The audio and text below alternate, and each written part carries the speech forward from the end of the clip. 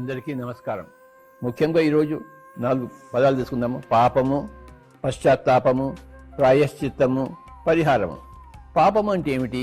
బైబిల్లో ఒక చక్కటి నిర్వచనం ఉంది. ఎవరి పాపం వాళ్ళదే, ఎవరి నిర్వచనం వాళ్ళదే. What ever you do against your better knowledge ఈ సిన్ ఫర్ యూ. నీకు తెలిసిన దాన్ని నువ్వు చేయకపోతే అది నీకు పాపము. నీకు తెలియంది నువ్వు చేస్తే అది నీకు అజ్ఞానం, పాపం కాదు. కానీ నువ్వు తెలిసి నువ్వు చేయకపోతే అది పాపం అవుతుంది. చిన్న ఉదాహరణ చెప్తాను. ఒక మనిషికి మాంసం తింటే పాపం అని తెలియదు, గుడ్డు తింటే పాపం అని తెలియదు. ఎంతో మాంసం తింటున్నాడు, అతనికి ఏమీ కాదు. ఎందుకంటే అతను పాపం చేయలేదు, అజ్ఞానంతో ఉన్నాడు, మాంసం తిన్నాడు. వాళ్ళ ఇంట్లో వాళ్ళు చెప్పారు, వాడి మాంసం తినే ఇంట్లో పుట్టాడు, పెరిగాడు, వాళ్ళ తల్లి పెట్టింది మాంసము. డాక్టర్లు చెప్పారు, సైంటిస్టులు చెప్పారు, ప్రోటీన్స్ ఉంటాయట అని నానా విషయాలు చెప్తే పాపం నమ్మి చేశాడు. అందరు చెప్పింది బాగుంటుందని చెప్పేసి కరెక్ట్ అని చెప్పేసి తిన్నాడు ఆయన. సో ఆ మాంసం తినడం అతనికి పాపం కాదు, కానీ అజ్ఞానం ఉంది. ఆ మాంసం అనేది శరీరానికి చెడుపు చేస్తుంది, అది మటుకు చెడుపు చేస్తుంది.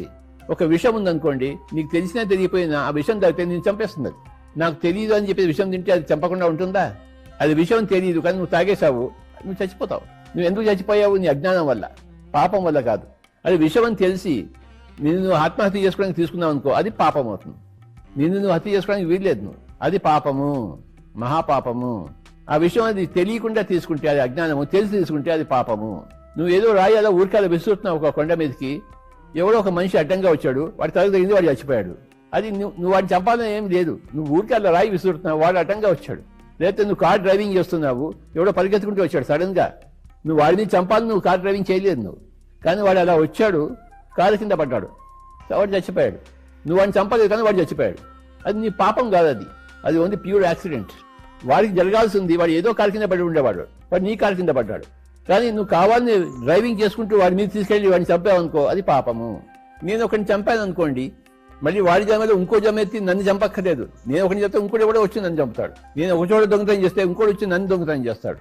ఆ దొంగే మళ్ళీ తిరిగి నా మీద దొంగతనం చేయక్కర్లేదు.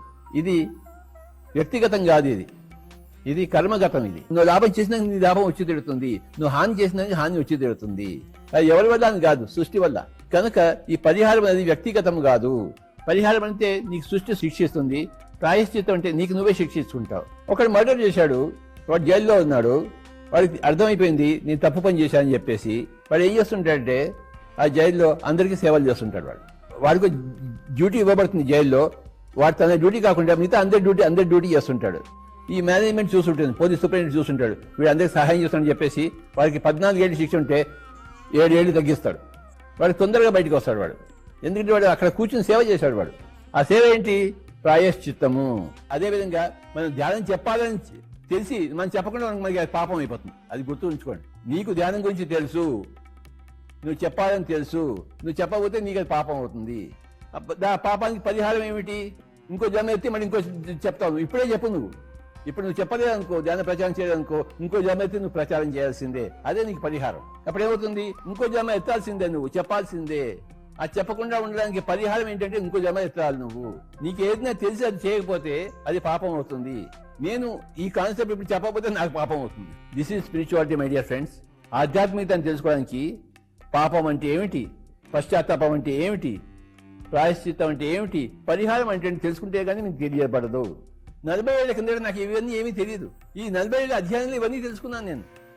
అందరూ అడుగుతాను నన్ను, ఎందుకు నాయన అన్ని ఊర్లు తిరుగుతావు, అంత ఎందుకు కష్టపడుతుంది? కష్టపడాల్సిందే, లేకపోతే మళ్ళీ ఇంకో జన్మలో కష్టపడాల్సి వస్తుంది.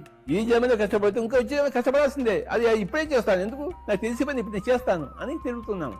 నేను ఈ రోజు ఈ 4 గురించి చెప్పలేదనుకోండి, మీకు తెలుస్తుందా? పాపం అంటే ఏంటో తెలుస్తుందా? పశ్చాత్తాపం అంటే ఏంటో తెలుస్తుందా? ప్రాయశ్చిత్తం అంటే ఏంటో తెలుస్తుందా?